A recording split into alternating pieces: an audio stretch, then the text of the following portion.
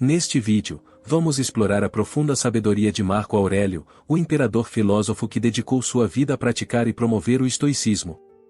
Conhecido por seu livro Meditações, Marco Aurélio não foi apenas um líder poderoso, mas também um exemplo de virtude e autocontrole em um mundo repleto de tentações e desafios.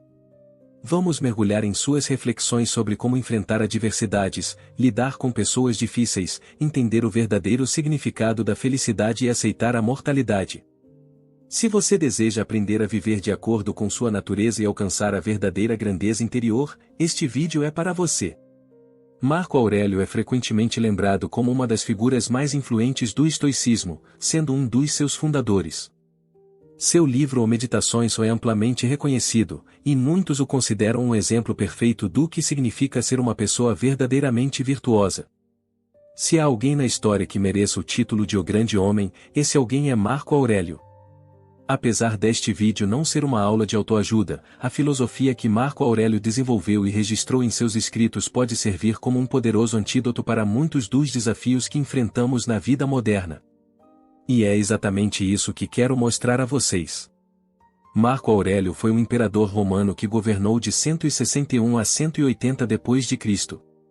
Ele foi o último dos chamados os 5 bons imperadores e reinou durante o período conhecido como Pax Romana, uma era de relativa paz e estabilidade no Império Romano. Com sua morte, esse período de paz chegou ao fim. Durante seu reinado, Marco Aurélio era o homem mais poderoso do mundo. Para os romanos, praticamente não existia mundo fora dos limites de seu império, o que fazia dele, de certa forma, o governante de todo o mundo conhecido. Nesse papel, ele tinha acesso ilimitado a qualquer desejo que pudesse imaginar. Tradicionalmente, os imperadores romanos eram conhecidos por seu hedonismo, sua vida repleta de prazeres, dinheiro, luxúria e excessos de todos os tipos. Qualquer capricho ou desejo estava ao alcance deles. Marco Aurélio, no entanto, mesmo com todas as tentações e com liberdade para fazer o que quisesse, optou por um caminho de virtude e retidão. Ele poderia ter escolhido qualquer tipo de indulgência, pois não estava limitado por questões de dinheiro, leis, tradições ou até mesmo ética. Mas, ao contrário de tantos antes dele, Aurelius escolheu ser um homem de princípios. E essa escolha não foi feita apenas uma vez, mas repetidamente, durante os 19 anos de seu reinado. Ele manteve sua integridade todos os dias. Ser uma pessoa boa por si só não te torna um grande líder, mas imagine o desafio de encarar tentações ilimitadas e ainda assim, escolher o caminho da virtude não para ganhar elogios, fama ou admiração, mas simplesmente pelo desejo de fazer o que é certo. Isso é algo realmente impressionante. As Meditações de Marco Aurélio não são exatamente um livro, são mais como um diário pessoal. Esse diário, que hoje conhecemos como Meditações, não tinha estrutura formal e era escrito apenas para ele próprio. É composto por cerca de 150 páginas divididas em 12 partes vagas. Ele nunca teve a intenção de que seus escritos fossem lidos por outras pessoas, muito menos publicados.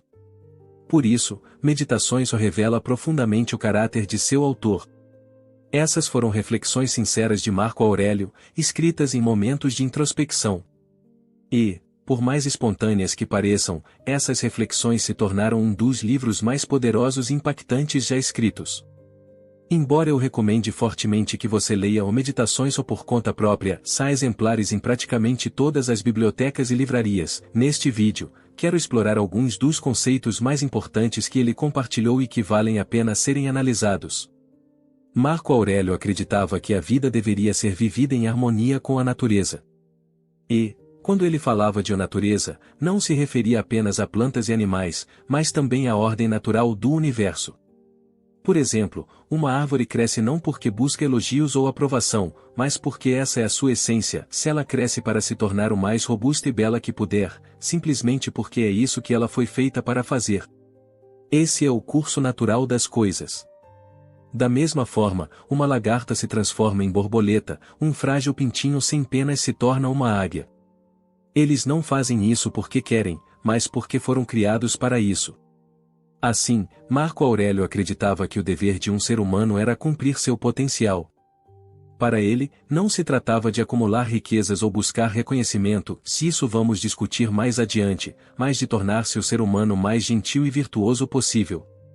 Para Marcos, esse era o auge do que um ser humano poderia alcançar. Deixar de cumprir esse potencial, por outro lado, era o destino mais sombrio. Afinal, não podemos controlar o que o mundo nos apresenta, mas podemos controlar como reagimos a essas situações. E não importa o que aconteça, uma grande pessoa enfrenta as tempestades da vida e se mantém firme em seu propósito de viver com virtude.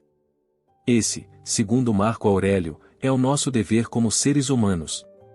Embora Marco Aurélio fosse um imperador e pudesse gostar de passar o dia todo escrevendo, essa não era a sua função principal, e ele também não tinha tanto tempo assim para isso. Ele estava constantemente envolvido com os desafios de governar e lidar com muitas pessoas. Marcos tinha uma visão realista sobre as pessoas. Ele acreditava que o mal, o perverso ou o desagradável são simplesmente parte do nosso universo. Esperar que o mundo não nos apresente essas pessoas, seria tão absurdo quanto pedir para uma videira crescer sem espinhos. Ele sabia que isso era inevitável. Apesar disso, Marcos defendia a bondade. Ele acreditava que ninguém realmente desejava fazer o mal, quando alguém errava, era simplesmente por ignorância. Claro, você pode tentar ensinar essas pessoas, mas isso nem sempre é possível. Como não podemos controlar se o universo nos envia pessoas imorais, preguiçosas ou de má índole, e se muitas vezes não podemos ajudá-las, a única opção que resta é aprender a lidar com elas. Para isso, Marcos sugere olhar para dentro de si mesmo. Ele escreveu para si mesmo: "Vei, Marcos, você também tem falhas. Quem é você para julgar?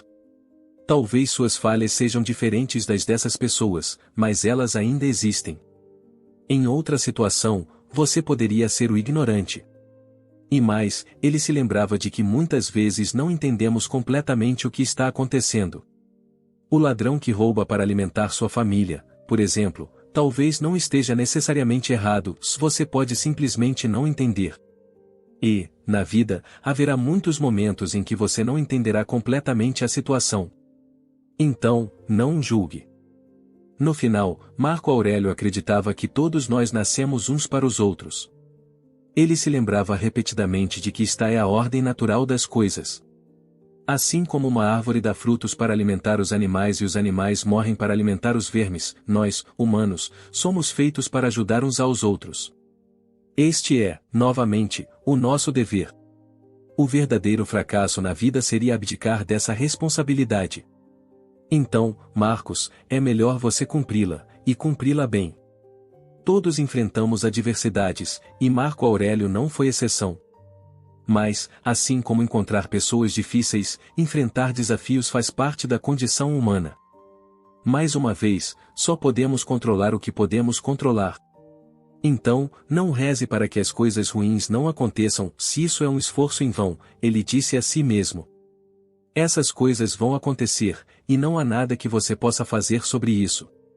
Mas o que você pode controlar, Marcos, é como você reage a elas. Você pode se preparar para enfrentar a adversidade quando ela vier, se ela virá, você sabe que virá. Quando esse dia chegar, não se sinta triste porque algo ruim aconteceu. Em vez disso, sinta-se grato por ter as ferramentas e o espírito para passar por isso sem danos. Marco Aurélio dizia a si mesmo para suportar os desafios com bravura, enfrentando a adversidade de frente e emergindo do outro lado mais forte. Quando você faz isso, percebe que o que parecia ser algo ruim não era ruim de fato, mas sim uma oportunidade para perseverar, superar e continuar avançando.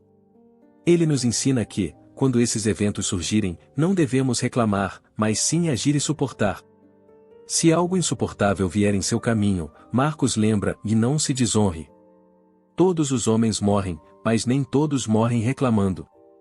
Marco Aurélio possuía uma riqueza imensa, mas não via isso como um problema. Diferente de outros filósofos ao longo da história, ele não demonizava os bens materiais, mas era cauteloso em sua relação com eles. Ele poderia ter tudo o que quisesse, dinheiro, casas, arte, vinhos, mas escolheu não se deixar consumir por esses desejos. Ele dizia a si mesmo, Marcos, não sonhe com coisas físicas que você deseja, pois elas são insignificantes e não realizam seu potencial. Somente você pode fazer isso. Ao invés disso, ele refletia sobre o que já possuía e valorizava essas coisas, lembrando-se de como as desejaria se não as tivesse. Mas, ao mesmo tempo, ele advertia a si mesmo para não valorizá-las tanto a ponto de ficar arrasado caso desaparecessem. No final das contas, elas não importam. Essas coisas são agradáveis, mas não são essenciais. Não te tornam uma pessoa mais virtuosa ou gentil. O potencial humano não está em acumular coisas, está em algo muito maior, sem viver de acordo com a natureza.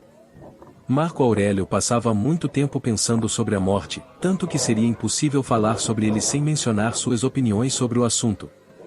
E sua visão sobre a morte era simples: dela virá, gostemos ou não. Ele repetia a si mesmo que isso estava fora do seu controle, então não desperdice tempo temendo a morte ou se preocupando com a mortalidade. Assim como a natureza nos designou para sermos bons, ajudarmos uns aos outros e alcançarmos nosso máximo potencial, ela também nos designou para morrer. A morte é um dever. Então, enquanto você estiver aqui, viva. Seja gentil, seja bom, cumpra seu papel na natureza e depois morra, porque a morte também faz parte desse papel. Marco Aurélio, junto com alguns outros pensadores, foi um dos precursores da filosofia conhecida como estoicismo. Os estoicos acreditavam em muitas coisas, sua escola de pensamento abrange lógica, ética, física e muito mais, mas há uma distinção central na filosofia estoica, e a distinção entre prazer e felicidade. Dinheiro, fama, e até mesmo sucesso, são estímulos externos que proporcionam momentos passageiros de prazer, mas isso não é felicidade. A verdadeira felicidade, segundo os estoicos, era algo mais profundo, um estado de ser que vinha totalmente de dentro. Ela não vinha de ser um imperador, como Marco Aurélio, nem de qualquer coisa mundana. Os estoicos afirmavam que, para alcançar a felicidade, você deve viver uma vida de virtude, continuar se aprimorando e se tornar tudo o que puder ser.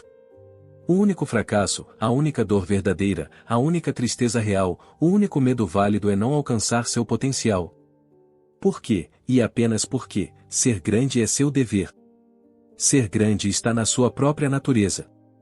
Se você gostou desse conteúdo, não se esqueça de curtir o vídeo, se inscrever no canal e ativar o sininho para não perder os próximos vídeos. Até a próxima!